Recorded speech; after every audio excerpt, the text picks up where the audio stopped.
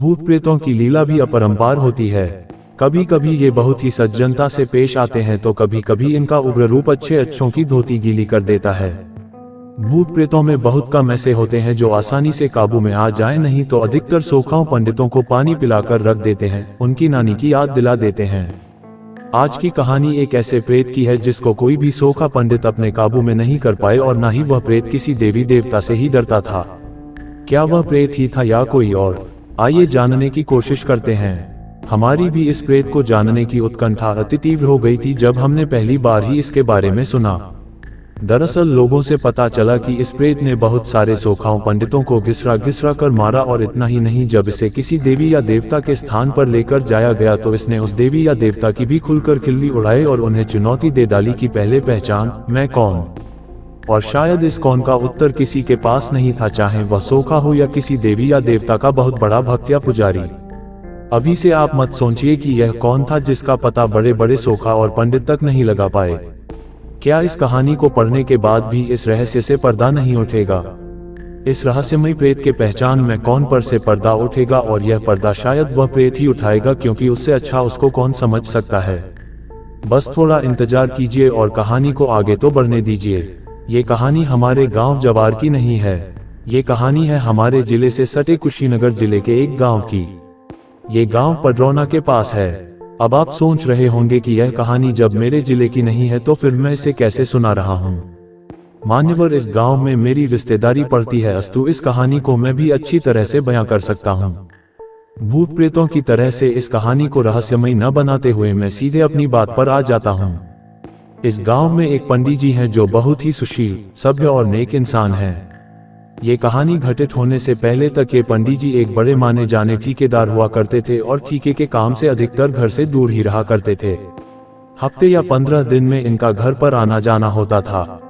ये ठेका लेकर सड़क आदि बनवाने का काम करते थे। इनके घर के सभी लोग भी बड़े ही सुशिक्षित एवं सज्जन प्रकृति के आदमी हैं। इनकी पत्नी तो साधु स्वभाव की हैं और एक कुशल गृहिणी होने के साथ ही साथ बहुत ही धर्मनिष्ठ हैं। एक बार की बात है कि पंडित जी ठेके के काम से बाहर गए हुए थे, पर 2 दिन के बाद ही उनको 2 लोग उनके घर पर पहुंचाने आए। पंडित जी के घर वालों को उन 2 व्यक्तियों ने बताया कि पता नहीं क्यों कल से ही पंडित जी कुछ अजीब हरकत कर रहे हैं। जैसे कल रात को 7 मजदूरों ने अपने लिए खाना बनाया था और ये जिद करके उन लोगों के साथ ही खाना खाने बैठे, पर मजदूरों ने कहा कि पंडित जी पहले आप खा लें फिर हम खाएंगे। और इसके बाद जब ये खाना खाने बैठे तो 7 मजदूरों का खाना अकेले खा गए, और ये खाना भी आदमी जैसा नहीं निशाचरों जैसा खा रहे थे। उसके बाद 2 मजदूर तो डरकर वहां से भाग ही गए। फिर हम लोगों को पता चला। उसके बाद हम लोग भी वहां पहुंचे और इनको किसी तरह सुलाए और सुबह होते ही इनको पहुंचाने के लिए निकल पड़े। इसके बाद वे दोनों व्यक्ति चले गए और पंडित जी भी आराम से अपनी कोठरी में चले गए। कुछ देर के बाद पंडित जी लूंगी लपेटे घर से बाहर आए और घर वालों के मना करने के बावजूद भी खेतों की ओर निकल गए। घर का एक व्यक्ति भी, इनके छोटे भाई, चुपके से इनके पीछे पीछे हो लिया। जब पंडित जी गांव से बाहर निकले तो अपने ही आम के बगीचे में चले गए। आम के बगीचे में पहुंचकर कुछ समय तो पंडित जी टहलते रहे, पर पता नहीं अचानक उनको क्या हुआ कि आम की नीचे झुलती हुई मोटी मोटी डालियों को ऐसे तोड़ने लगे जैसे हनुमान का बल उनमें आ गया हो। डालियों के टूटने की आवाज सुनकर इनके छोटे भाई दौड़कर बगीचे में पहुंचे और इनको ऐसा करने से रोकने लगे। जब इनके छोटे भाई ने बहुत ही मान मनौवल की तब पंडित जी थोड़ा शांत हुए और घर पर वापस आ गए। इस घटना के बाद तो पंडित जी के पूरे परिवार के साथ ही यम नाम साथ इनका पूरा गांव भी संशय में जीने लगा। एक दिन फिर क्या हुआ कि पंडित जी अपनी ही कोठरी में बैठकर अपने बच्चे को पढ़ा रहे थे और इनकी पत्नी वहीं बैठकर रामायण पढ़ रही थी। तभी इनकी पत्नी क्या देखती है कि पंडित जी की शरीर फूलती जा रही है और चेहरा भी क्रोध से लाल होता जा रहा है। अभी पंडित जी की पत्नी कुछ समझती तब तक पंडित जी अपने ही बेटे का सिर अपने मुंह में लेकर ऐसा लग रहा था कि जैसे चबा जाएंगे, पर इनकी पत्नी डरी नहीं और सभ्य भाषा में बच्चे को छोड़ने की विनती की। अचानक पंडित जी बच्चे का सिर मुंह से निकालकर शांत होने लगे और रोते बच्चे का सिर सहलाने लगे। इस घटना के बाद तो पंडित जी के घर वालों की चैन और नींद ही हराम हो गई। वे लोग पूजा पाठ करवाने के साथ ही साथ कई सारे डॉक्टरों से संपर्क भी किए। यहाँ तक कि उन्हें कई बड़े बड़े अस्पतालों में दिखाया गया, पर डॉक्टरों की कोई भी दवा काम नहीं की। और इधर 1-2 दिन पर पंडित जी कोई न कोई भयानक कार्य करके सबको सकते में डालते ही रहे। डॉक्टरों से दिखाने का सिलसिला लगभग 2 महीने तक चलता रहा, पर पंडित जी के हालत में सुधार नामात्र भी नहीं हुआ। हाँ, पर अब सबके समझ में एक बात आ गई थी, और वह ये कि जब भी पंडित जी की शरीर फूलने लगती थी और उनका चेहरा तमतमाने लगता था तो घर वाले उनकी पत्नी को बुला लाते थे और पंडित जी अपनी पत्नी को देखते ही शांत हो जाते थे। एक दिन पंडित जी की पत्नी पूजा कर रही थी, तभी पंडित जी वहां आ गए और अपनी पत्नी से हंसकर पूछे कि तुम पूजा क्यों कर रही हो। पंडित जी की पत्नी ने कहा कि आप अच्छा हो जाएं, इसलिए। अपनी पत्नी की बात सुनकर पंडित जी ठहाका मारकर हंसने लगे और हंसते हंसते अचानक बोल पड़े कि कितना भी पूजा पाठ कर लो पर मैं इसे छोड़ने वाला नहीं हूं, अगर मैं इसे छोड़ूंगा तो इसे इस लोक से भेजने के बाद ही। पंडित जी की यह बात सुनकर पंडित जी की पत्नी सहमी तो जरूर, पर उन्होंने हिम्मत करके पूछा, आप कौन हैं और मेरे पति ने आपका क्या बिगाड़ा है। इस पर पंडित जी ने कहा कि मैं कौन हूं यह मैं नहीं जानता और इसने मेरा क्या बिगाड़ा है मैं ये भी नहीं बताऊंगा। पंडित जी की पत्नी ने जब ये बात अपने घर वालों को बताई तो पंडित जी के घर वालों ने उस जवार में जितने सोखा पंडित हैं उन सब से संपर्क करना शुरू किया। पहले तो कुछ सोखा पंडितों ने झाड़ फूंक किया पर कुछ फायदा नहीं हुआ। एक दिन पंडित जी के घर वालों ने पंडित जी को लेकर उसी जवार क्षेत्र के एक नामी सोखा के पास पहुंचे। सोखा बाबा कुछ मंत्र बुदबुदाए और पंडित जी की ओर देखते हुए बोले कि तुम चाहे कोई भी हो पर तुम्हें इसे छोड़कर जाना ही होगा, नहीं तो मैं तुम्हें जलाकर भस्म कर दूंगा। जब सोखा बाबा ने भस्म करने की बात कही तो पंडित जी का चेहरा तमतमा उठा और वे वहीं उस सोखा को कपड़े की तरह पटक पटक कर लगे मारने। सोखा की सारी शेखी रफूचक कर हो गई थी और वह गिड़गिड़ाने लगा था। फिर पंडित जी की पत्नी ने बीच बचाव किया और सोखा की जान बची। पंडित जी द्वारा सोखा के पिटाई की खबर आग की तरह पूरे जवार क्या कई जिलों में फैल गई। अब तो कोई सोखा या पंडित उस पंडित जी से मिलना तो दूर उनका नाम सुनकर ही कांपने लगता था। इसी दौरान पंडित जी को लेकर एक देवी माँ के स्थान पर पहुंचा गया, पर देवी माँ जिस महिला के ऊपर वास करती थी उस महिला ने देवी वास के समय ने साफ मना कर दिया कि वे ऐसे दुष्ट और असभ्य व्यक्ति के मुंह भी लगना नहीं चाहती।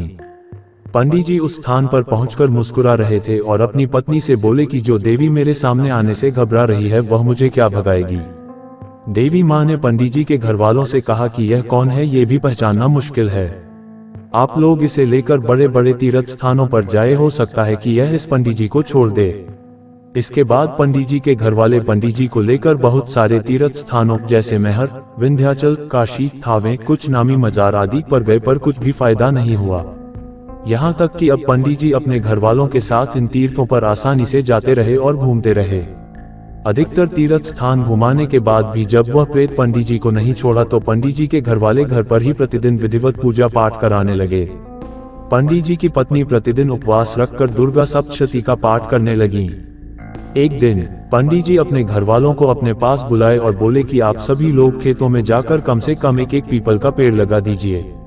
पंडित जी की पत्नी बोल पड़ी कि अगर आपकी यही इच्छा है तो एक क्या हम लोग 11 पीपल का पेड़ लगाएंगे। इसके बाद पंडित जी के घर वाले पंडित जी को साथ लेकर उसी दिन खेतों में गए और इधर उधर से खोज खाज कर एक पीपल का पेड़ लगाए और पंडित जी से बोले कि हम लोग बराबर पीपल का पेड़ लगाते रहेंगे। इस घटना के बाद पंडित जी थोड़ा शांत रहने लगे थे। अब वे अपने घर का छोटा मोटा काम भी करने लगे थे। एक दिन पंडित जी के बड़े भाई घर के दरवाजे पर लकड़ी फाड़ रहे थे। पंडित जी वहां पहुंचकर टांगी अपने हाथ में ले लिए और देखते ही देखते लकड़ी की 3 मोटी सिल्लियों को फाड़ दिए। शायद इन तीनों सिल्लियों को फाड़ने में उनके भाई महीनों लगाते। एक दिन लगभग सुबह के 4 बजे होंगे कि पंडित जी ने अपनी पत्नी को जगाया और बोल पड़े, मैं जा रहा हूँ। पंडित जी की पत्नी बोल पड़ी, अभी तो रात है और इस रात में आप कहाँ जा रहे हैं।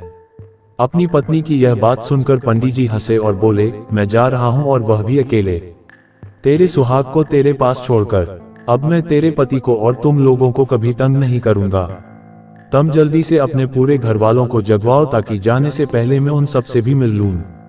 पंडित जी के इतना कहते ही पंडित जी की पत्नी की आंखों से झर आंसू झरने लगे और वे पंडित जी का पैर पकड़कर खूब तेज रोने लगी।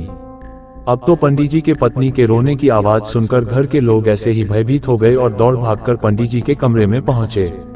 अरे ये क्या, पंडित जी के कमरे का माहौल तो एकदम अच्छा था क्योंकि पंडित जी तो मुस्कुराए जा रहे थे। घर वालों ने पंडित जी की पत्नी को चुप कराया और रोने का कारण पूछा। पंडित जी की पत्नी के बोलने से पहले ही पंडित जी स्वयं बोल पड़े कि अब मैं सदा सदा के लिए आपके घर के इस सदस्य पंडित जी को छोड़कर जा रहा हूँ। अब आप लोगों को कष्ट देने कभी नहीं आऊंगा। पंडित जी के इतना कहते ही पंडित जी की पत्नी बोल पड़ी, आप जो भी हो मेरी गलतियों को क्षमा करेंगे। क्या मैं जान सकती हूँ कि आप कौन हैं और मेरे पति को क्यों पकड़ रखे थे।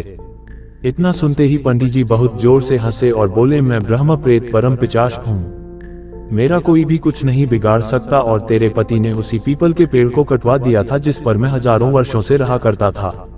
इसने मेरा घर ही उजाड़ दिया था, इसलिए मैंने भी इसको बर्बाद करने की ठान ली थी, पर तुम लोगों की अच्छाई ने मुझे ऐसा करने से रोक लिया। इस घटना के बाद से वे ब्रह्म प्रेत महाराज जी उस पंडित जी को छोड़कर सदा सदा के लिए जा चुके हैं। आज पंडित जी एवं उनका परिवार एकदम खुशहाल और सुख समृद्ध है, पर ब्रह्म प्रेत महाराज के जाने के बाद भी अगर कुछ बचा है तो उनकी यादें और विशेषकर उन सोखाओं के जेहन में जिनका पाला इस ब्रह्म प्रेत जी से पड़ा था और जिसके चलते इन सोखाओं ने अपनी सोखागिरा छोड़ दी थी। एक निवेदन करता हूँ, प्रेत बनकर नहीं आदमी बनकर एक तो पेड़ काटे ही नहीं, और अगर मजबूरी में काटना भी पड़ जाए तो एक के बदले दो लगा दीजिए, ताकि मेरा घर बचा रहे और आप लोगों का भी, क्योंकि अगर ऐसे ही पेड़ कटते रहे तो एक दिन प्रकृति असंतुलित हो जाएगी और शायद ना आप बचेंगे ना आपका घर भी। एक पेड़ 100 पत्र समाना, एक तो काटना नहीं, और अगर काटना ही है उसके पहले 10-20 लगाना। एक दिन की बात है, ठंड का समय था, घना कोहरा छाया था, सारे लोग जल्दी कार्यालय का काम खत्म करके घर की तरफ निकल रहे थे। नाना जी उस समय के बड़े अधिकारियों में से एक थे। वे उस समय के उच्च वर्ग के लोगों में एक अमीन का काम करते थे। रोज की तरह ही उस दिन काम खत्म होने के बाद घर के लिए अपनी गाड़ी से रवाना होने लगे। रास्ते में उन्हें हाथ से कुछ सामान भी लेना था तो वे और साथियों से अलग हो गए। उन्होंने घर की कुछ जरूरत के सामान लिए और गाड़ी आगे बढ़ा दी। आगे जाने पर उन्हें कुछ मछली बाजार दिखा और वे मछली खरीदने के लिए रुक गए। ताजी मछलियां लेने और देखने में टाइम ज्यादा ही गुजर गया। उनकी जब अपनी घड़ी पर नजर गई तो उन्हें आभास हुआ कि आज तो घर जाने में बहुत देर हो जाएगी और ये सब लेकर घर पहुंचने में काफी समय लग जाएगा। फिर यही सब सोचकर उन्होंने सोचा कि क्यों ना जंगल के रास्ते से निकला जाए तो जल्दी पहुंच जाऊंगा। तो उन्होंने अपना रास्ता बदला और जंगल की तरफ अपनी गाड़ी को घुमा लिया। समय 11 बज चुका था, गाड़ी तेज रफ्तार से आगे बढ़ रहा था, तभी अचानक तेज ब्रेक के साथ गाड़ी को रोकना पड़ा। उनकी गाड़ी के आगे एक औरत जोर-जोर से रो रही थी। उन्होंने सोचा इस वीराने में ये औरत क्या कर रही है। उन्हें लगा कि कोई मजदूर की पत्नी होगी जो नाराज होकर घर छोड़कर जंगल में भाग आई है। तो उन्होंने उससे पूछा कि यहाँ जंगल में तुम क्या कर रही हो, लेकिन उसने कोई जवाब न देकर और जोर-जोर से रोने लगी। सारे जंगल में उसकी हुंहुसी सिसकियां गूंज रही थी। फिर नाना जी ने पूछा तुम्हारा घर कहाँ है, लेकिन वो कुछ भी न बोली। तब नाना जी ने कहा कि आज चलो मेरे घर में रहना, सुबह अपने घर चली जाना, ये जंगल बहुत सारे जंगली जानवर से भरा है, रात भर यहाँ मत रुको, चलो आज मेरे घर में सबके लिए खाना बना देना और कल सुबह अपने घर चली जाना। उसने ये सुना तो झट से तैयार हो गई और गाड़ी में पीछे की सीट पर बैठ गई। सिर में बड़ा सा घूंघट डालने की वजह से उसका चेहरा छिपा हुआ था। कुछ ही देर में गाड़ी घर के दरवाजे पे थी। घर के लोग कब से उनकी राह देख रहे थे। गाड़ी रुकते ही पापा ने पूछा आज तो बहुत देर हो गई और सारे लोग अभी चुके हैं। तब उन्होंने सारी बातें अपनी माँ को बताई और कहा कि आज खाना इससे बनवा लो, कल सुबह ही अपने घर चली जाएगी। इतनी रात को बेचारी जंगल में कहाँ भटकती, इसलिए मैं ले आया। पर पापा को कुछ संदेह हो रहा था कि कहीं चोर तो नहीं है, रात को सोने के बाद या खाना बनाते समय कहीं घर के सामान ही चुरा कर ना ले जाए। पर बेटे की बात को कैसे माना करती। उन्होंने उस औरत को कहा देखो आज तो मैं रख ले रही हूँ, लेकिन कल सुबह होते ही यहाँ से चली जाना और जाओ रसोई में ये सामान उठाकर ले जाओ और खाना बना दो। उसने फिर से जवाब नहीं दिया, बस हूँ की आवाज बाहर आई और वो सारा सामान लेकर माँ के पीछे बहुत दूर चल दी। रसोई में सारा सामान रखवा कर माता जी ने उसे खाना जल्दी बनाने की सख्त हिदायत दी और वहां से चली गई। लेकिन उनका मन कुछ परेशान सा था। फिर 10 मिनट में रसोड़े में उसे देखने चली गई कि वो क्या कर रही है और उसका चेहरा भी देखना चाहती थी। लेकिन वहां पहुंची तो देखा कि वो मछलियों का थैला निकल रही थी। उन्होंने बहुत जोर से गुस्से में कहा यहाँ सब खाने का इंतजार कर रहे हैं और तुम अभी तक मछलियां ही निकल रही हो, कल सुबह तक बनाओगी क्या। उसके सिर पर घूंघट अभी भी था तो चेहरा देखना मुश्किल ही नहीं नामुमकिन था। उन्होंने उससे कहा तुम जल्दी से खाने की तैयारी करो, मैं आग सुलगा देती हूँ, काम जल्दी हो जाएगा। और वे जल्दी से चूल्हा जलाने की तैयारियां करने लगी। लेकिन साथ ही वो उसका चेहरा देखने की भी कोशिश कर रही थी। लेकिन वो जितना देखने की कोशिश करती वो और पल्लू खींच लेती। अंत में हार कर वे बोली देखो मैंने आग सुलगा दी है, अब आगे सारा काम कर लो, कुछ जरूरत हो तो बुला लेना। लेकिन वो फिर कुछ नहीं बोली। अब उन्हें लगा कि यहाँ से जाने में ही ठीक है। वरना मेरा भी समय खराब होगा और हो सकता है अनजान लोगों से डर रही हो। ये सब सोचकर उन्होंने उसे कहा कि मैं आ रही हूँ, जल्दी से खाना बनाकर रखना, और वहां से निकल गई। मन अभी तक परेशान ही था, कभी अपने कमरे, कभी बच्चों के, कभी बाहर, सबको देख रही थी, कहीं कुछ अनहोनी ना हो जाए। 1 मिनट भी आराम से नहीं बैठ पाए। अभी 5 मिनट ही हुए थे, पर उनके लिए वो घड़ी पहाड़ सी हो रही थी। समय बीत ही नहीं रहा था। 8 मिनट बड़ी मुश्किल से गुजरे और वे तुरंत ही कुछ सोचकर रसोई की तरफ दौड़ी, और वहां पहुंचकर आया। जैसे ही उन्होंने रसोई घर का नजारा देखा, उनकी आंखें फटी की फटी रह गई। उनके पैर बिल्कुल ही जम गए, ना उनसे आगे जाया जा रहा था ना ही पीछे। उनके हृदय की धड़कनें रुक रही थी। वो औरत रसोई में बैठकर सारी कच्ची मछलियां खा रही थी। सारे रसोई में मछलियां और खून बिखरा पड़ा था। उसके सिर से घूंघट भी उतरा पड़ा था। इतना खौफनाक चेहरा आज तक उन्होंने नहीं देखा था। बाल, नाखून सब बड़े हुए थे। मछलियां खाने में मगन होने की वजह से उसे कुछ ध्यान भी नहीं था, और खुशी से कभी दो वो आवाजें भी निकल रही थी। हूं सी आवाजें गूंज रही थी। रसोड़ा पिछवाड़े में होने की वजह से और लोगों का ध्यान भी इधर नहीं आ रहा था। माँ को भी कुछ नहीं समझ आ रहा था कि चिल्लाने से कहीं घर के लोगों को नुकसान ना पहुंचाए। वो चुड़ैल से अपने घर को कैसे बचाए, उन्हें समझ नहीं आ रहा था। बस भगवान का नाम ही उनके दिमाग में आ रहा था। अचानक वे आगे बढ़ने लगी उसकी तरफ, और झट से एक थाल लिया और चूल्हे की तरफ दौड़ी। उस चुड़ैल की नजर भी पापा पर पड़ चुकी थी, सो वो भी कुछ सोचकर उठी अपनी जगह से। माँ कुछ भी देर नहीं करना चाहती थी। उन्हें पता था कि आज अगर जरा सी भी लापरवाही हुई तो अनहोनी हो जाएगी। उस चुड़ैल के कुछ करने से पहले ही उन्हें चूल्हे तक पहुंचना था, और चूल्हे के पास पहुंचकर उन्होंने जलता हुआ कोयला थाल में भर लिया और चुड़ैल की तरफ लेकर जोर से फेंका। आग की जलन की वजह से वो अजीब सी डरावनी आवाजें निकालने लगी। अब तो उसकी आवाजें बाहर भी जा रही थी। सारे लोग बाहर से रसोड़े की तरफ भागे। वो चुड़ैल जोर से हूं जोर की आवाज निकल रही थी और पूरे रसोड़े में दौड़ रही थी और माताजी को पकड़ना भी चाह रही थी। लेकिन अब सारे लोग रसोड़े में आ चुके थे। काफी लोगों की भीड़ देखकर वो और भी डर गई थी। लोगों की भीड़ को ठेलती हुई वो बाहर जंगल की तरफ भाग गए, और सारे लोग ये मंजर देख